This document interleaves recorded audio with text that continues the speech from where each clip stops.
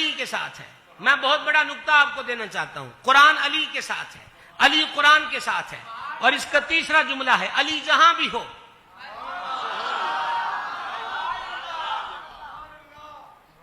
अब हजरत उलमा बुजुर्गों की नजर, ये सबक सुनाने की गर्ज से उलमा की नजर, आप मेरे हम सबक बन जाएं।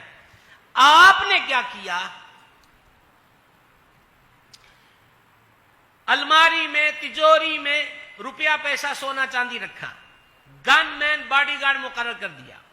सुबह आए तो तिजोरी खुली थी, माल लुटा था, कुछ फटे पुराने रुपए बचे थे, तो किससे पूछेंगे? सिक्योरिटी गार्ड से।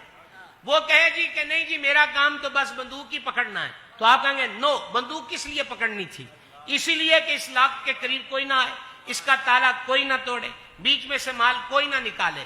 पता चला तिजोरी लुट जाए तो सवाल पहरेदार से होगा। अगर इतनी समझ गए तो फिर समझो कुरान अली के साथ है, अली कुरान के साथ है। अब किसी ने मेरे कान में कहा कुरान में कुछ कम हुआ है और कुछ इजाफा हुआ। मैंने कहा है, पहरेदार कहां है? कुरान अली के साथ हो और अली कुरान के साथ हो, और बीच में से कोई कुछ निकाल ले और अपनी तरफ से डाल ले, तो तुमने इल्जाम कुरान को नहीं पहरेदार को दिया है। हमारा पहरेदार तो शेर खुदा है, अली के होते।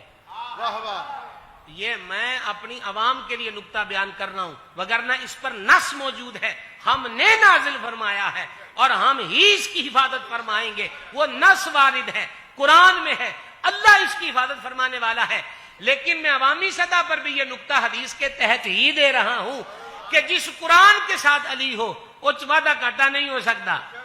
वाह वाह, बेशक कुरान के साथ साथ हमारा अली की पहरेदारी पर इतना पुख्ता ईमान है।